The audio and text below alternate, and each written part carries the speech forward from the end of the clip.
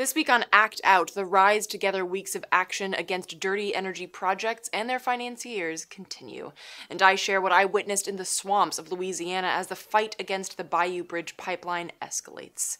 Next, Dr. Kristin Laurin joins us to talk rationalization and the power of human psychology in addressing, and indeed not addressing, the greatest socio-political problems of our time. From tweets to marching in the streets, this is Act Out.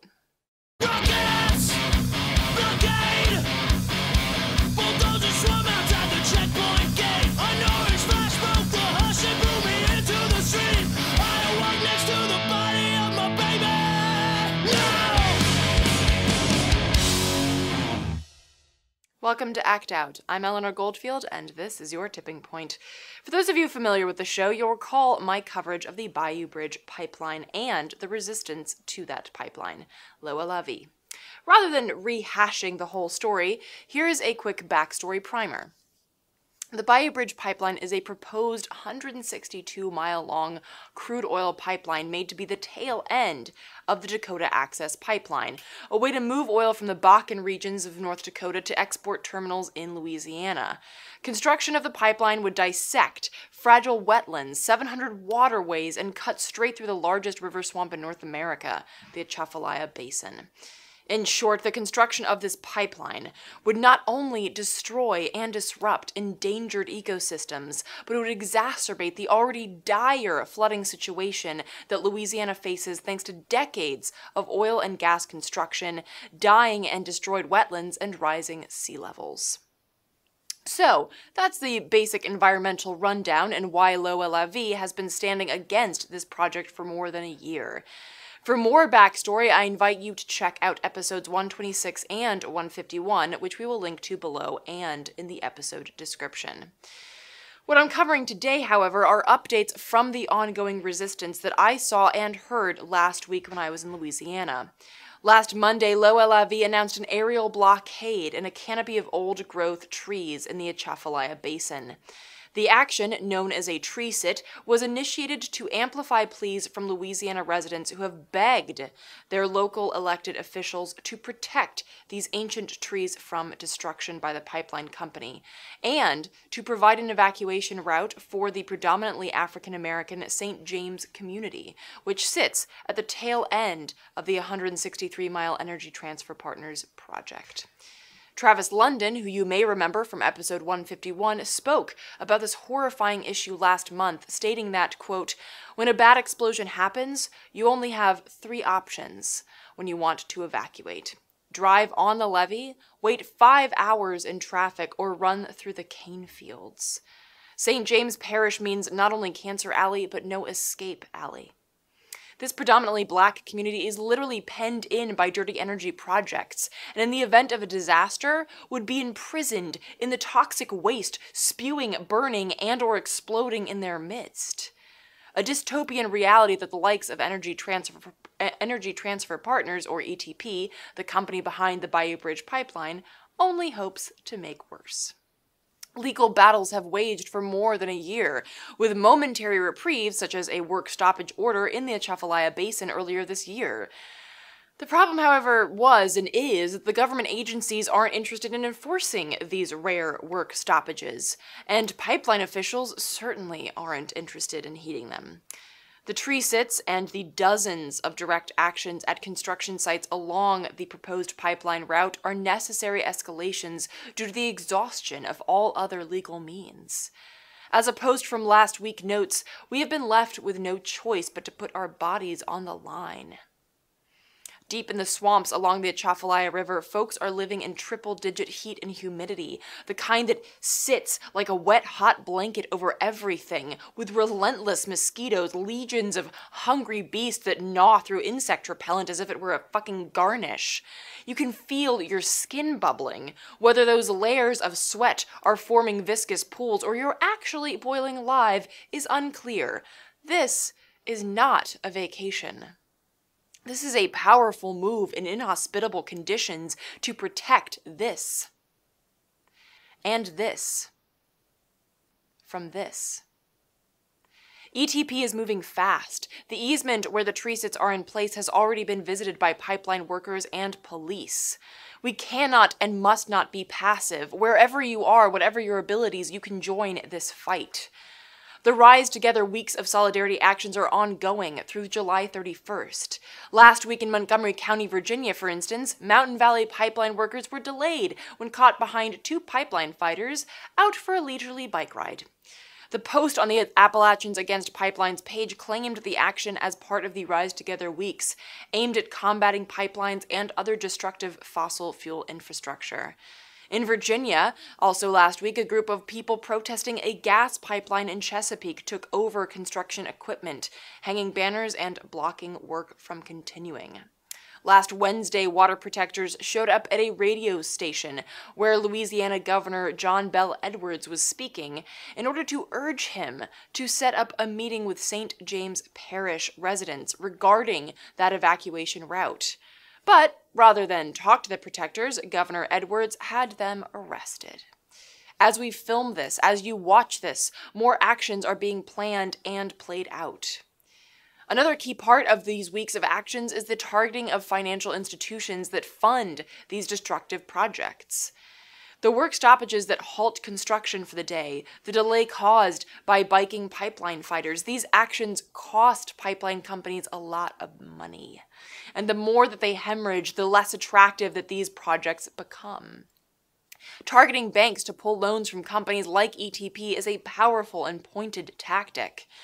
On the Rise Together page, there's a list of the 7 banks that fund 8 of the largest pipeline projects in the U.S. and Canada, namely Bayou Bridge, Rover, Atlantic Coast, KXL, Trans Mountain, Line 3, Mariner East 2, and Mountain Valley.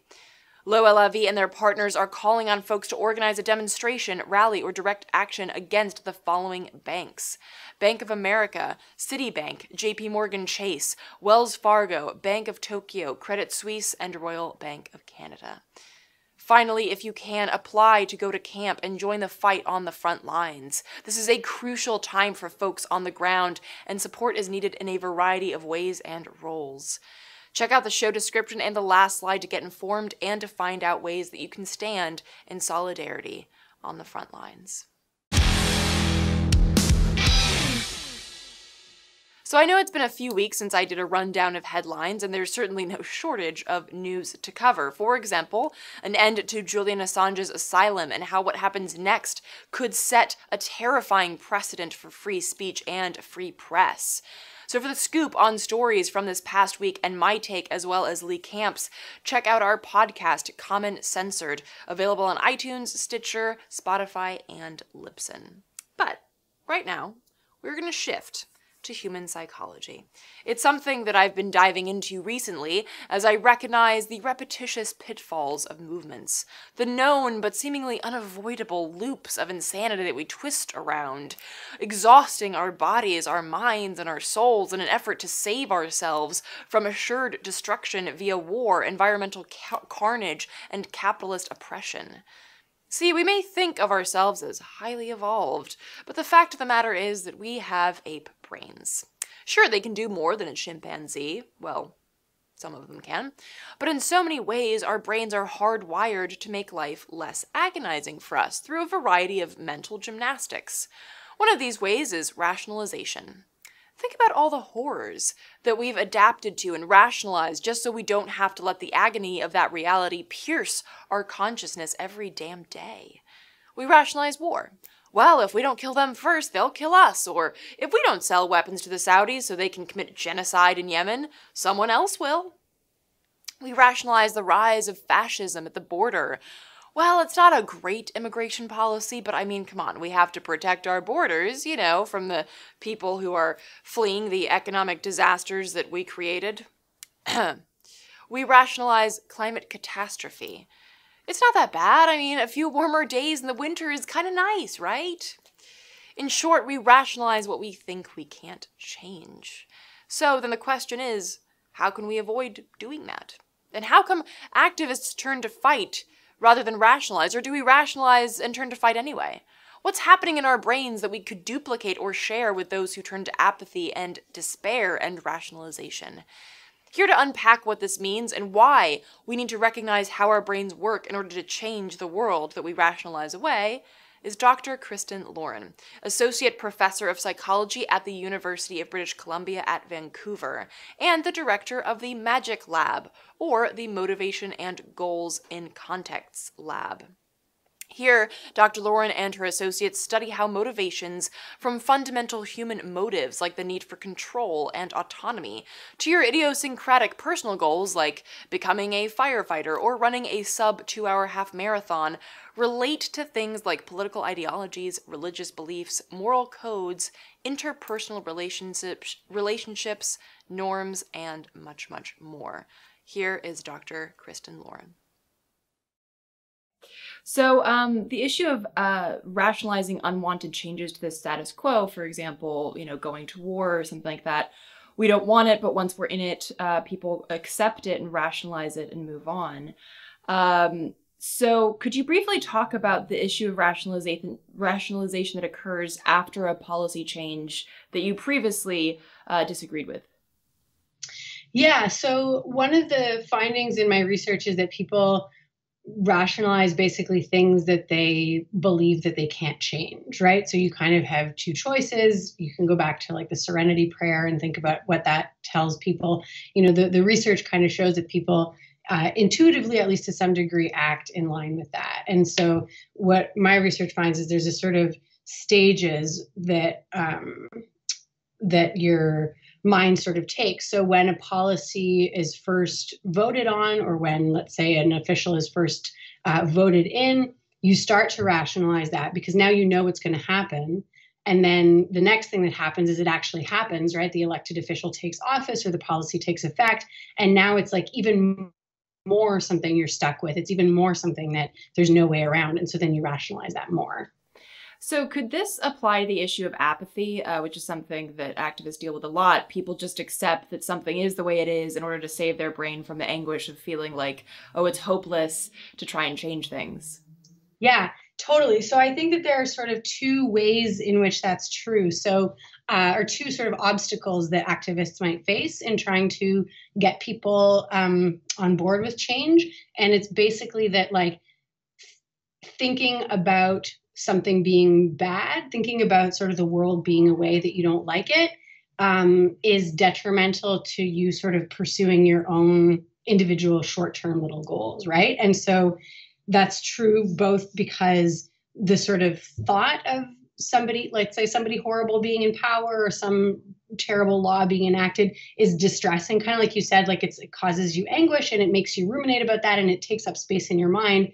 But also, if you acknowledge that it's bad, then you're sort of committing yourself to, going out and protesting and investing your money in places that, you otherwise might not. And that's going to take away from your sort of individual short-term goals, right? Like moving ahead at work and like getting your family together, whatever your goals are. And so I think that that's a thing that activists are probably contending with is people having, lots of different goals they're pursuing and only so much time to pursue them. And stuff that's more in their face kind of on a day-to-day basis is going to be where they direct their energy. And the other stuff, just to like allow themselves to do that, the other stuff they're going to be tempted to rationalize.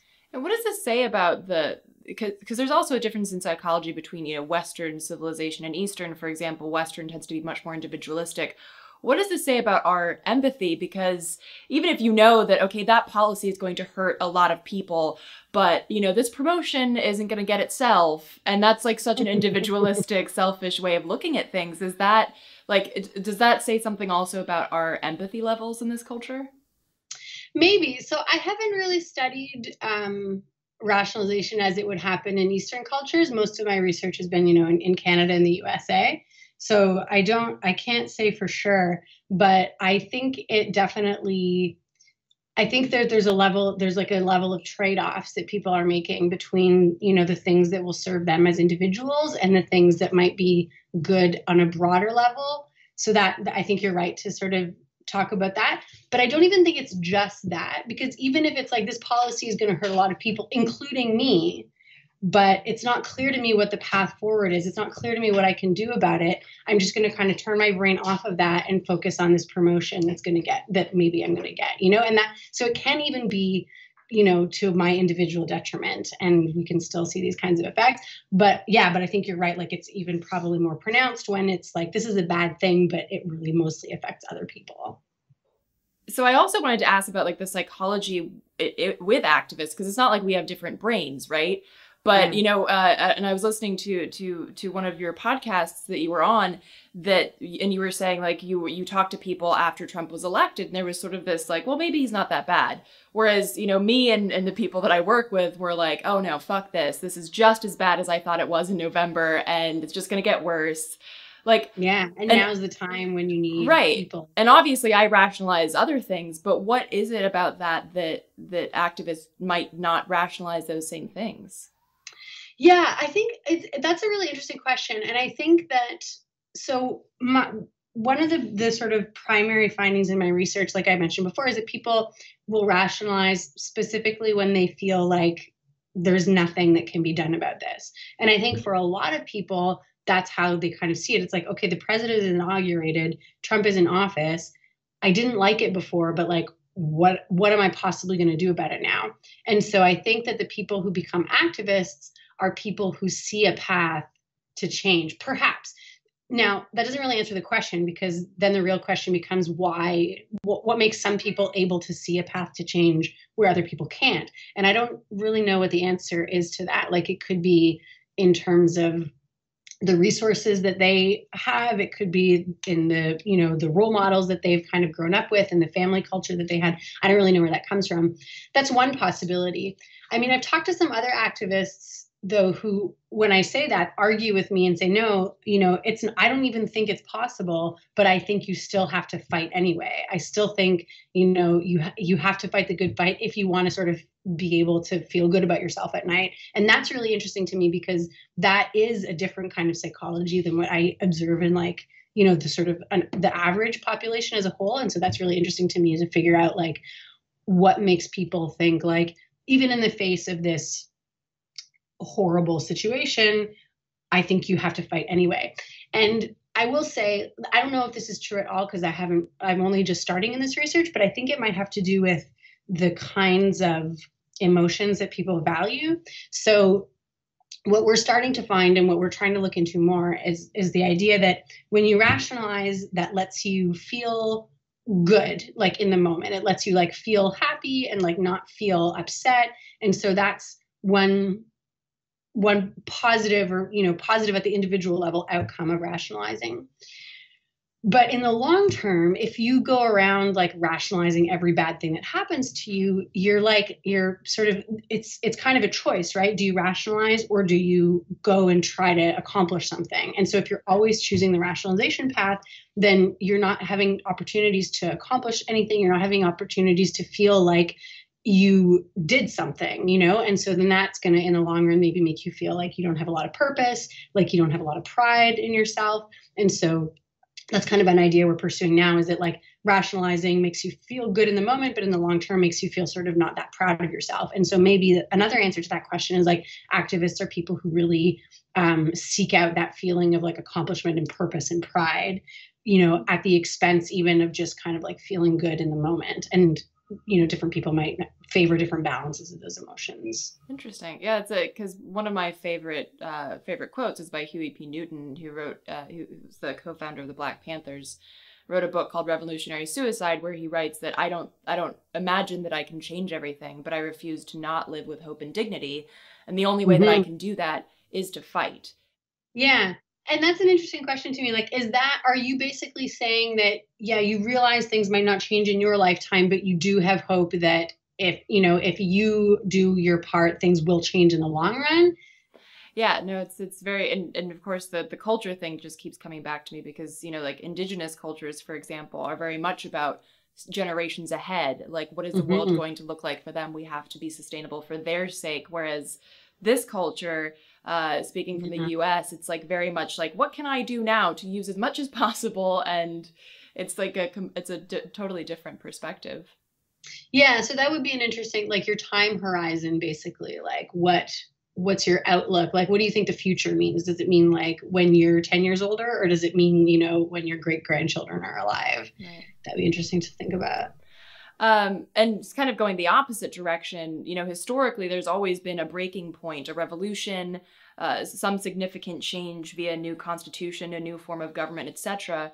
So at some point, rationalization either stops or things become so bad that people can't rationalize it away. It becomes like, oh, you're coughing up, like the medical or the political equivalent of you're coughing up blood. You can't rationalize that away. Like, do you see anything with that, like looking back at history? Yeah. So my sort of cynical take, and maybe it's not just cynical, it's also kind of like, because I'm coming from the research perspective and this finding again that people will rationalize things that they don't think can change. It means that you're going to get a tipping point, right? If you have like one activist who believes that, we could change this thing, we could save the earth, we could, vote this person out of office, whatever it is, that doesn't make me think that it's going to happen, right? Because you're just by yourself. If you get another person, okay, maybe. And like, there's just like a certain point at which you have like a critical mass of people. And once that critical mass is achieved, you have enough people saying like, no, we can change this, that then everyone else says like, oh, actually there are enough of them. I think they're right. They can change it. Okay, now that like releases me from my urge to rationalize and I can kind of flip. And so I think that's probably a different number of people in different cases, but I think that might be one of the keys. And so with rationalization, I'm wondering, because it could also cause other psychological issues like confirmation bias, as in, you changed your mind via rationalization, and now when you're confronted with why your original thought was correct, in order to save your brain with the rationalization that you did, you're like, no, that's not the case. That's what I used to think, but now I'm smarter and I think this now.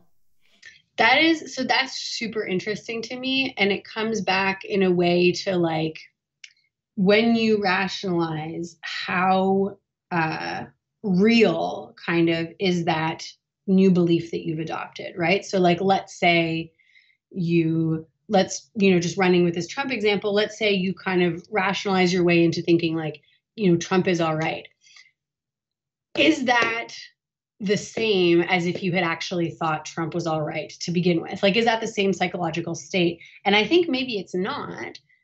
And maybe it's exactly what you said. Like, that's kind of one thing that I'm starting to do some research on this question right now is like, basically, if you adopted a belief because you were motivated to adopt it, because you rationalized your way into it, is that the fragility of that belief? Like, is that belief fragile so that you like really need to defend it? And I think the comparison that brings to mind for me is like someone who like actually genuinely liked Trump from the beginning, and then someone on the other hand who like rationalized their way into it. You show both of those people like basically like a piece of fake news saying good stuff about Trump. Is this person who liked Trump to begin with going to actually be better able to say like, no, that's actually not real? Like, I still like Trump, but that particular piece of news I see is false, and so I'm going to reject it. Whereas this person who like didn't like Trump to begin with, but rationalized their way into it, is going to be potentially so hungry to shore up, this thing that this belief that they came to adopt, that they're going to be not able to see it. And so who are the consumers of fake news? Is it the people who that the fake news caters to their genuine beliefs, or is it the people who the fake news caters to their sort of desired beliefs and the things that they are kind of driven to believe? So basically wrapping up here, speaking of all these like psychological effects, is there a way that we, and by we, I mean, activists and organizers, is there a way that we can hack human psychology to work for, progressive change? Yeah, I mean, I think, again, this is like, I feel like maybe I'm being a broken record here, but if it's true that people, rationalize the things that they think they can't change, first of all, the first lesson from that is that as an activist, you have to like show people the way, right? You have to sort of have a bit of an optimistic view. And I think that that's, sometimes we get caught up in like explaining how bad the problem is, which can sound like we're screwed, and there's no solution. So I think you kind of have to combine both of those elements. Like, you have to say how bad the problem is, but also show that there's like a credible path forward, or ideally that's what you can do. And part of the reason for that is that I think that what you really want to get at as activists is not rationalization, but rather what I think of as its opposite, which is reactance. So basically, rationalizing, as we've been talking about, right, is if there's something happens and you sort of change your views to align yourself with this new thing that happened. But reactance is a phenomenon whereby if someone tells you you can't have something, if someone cuts off a freedom from you, you want it more, right? Like if you think about like a kid, you take a toy away, like even if they weren't playing with that toy to begin with, like now they're desperate for that toy, or like there's lots of classic studies on this topic, right? Like there's all kinds of, they use it a lot in like health psychology research now, where it's like, if we give people messaging about not smoking, if the messaging is like too coercive, it like actually can backfire and make people smoke more. And so that's the phenomenon that you want to capitalize on, is reactance. And there's different kinds of research on that topic. But what my research has found is that people are especially likely to engage in that reactance, which is what you're looking for as an activist, if you focus them on the fact that their freedoms are being restricted, right? So like that kind of language, I think, can help. And also give them the sense that there's a path forward, because that's kind of what we find, right? Is like, if there's a bad thing that's going to happen and you think it can't change, then you rationalize. So you change your attitudes in this direction. But if there's going to be a bad thing that happens, but it's possibly reversible, your attitudes, you actually change them in the opposite direction. And so that's like just another reason to kind of emphasize that the possibility of change. To learn more about Dr. Laurin's work, visit magiclab.psych.ubc.ca. And that will do it for this week's Dose of Dissent. Thank you so much for watching. Please spread and share this with all of your friends, foes, and people you don't know. Again, check out that last slide and the show description to find sites mentioned in this week's show. And for interim updates, as well as posted videos, images, and articles, visit us on social media. To those who have donated, thank you so much. Please keep spreading the word in order to ensure our ability to keep acting out. From the Devil's Den, good night and act out. And real quick, to keep independent, non-corporatized media like this show going, visit patreon.com/actout.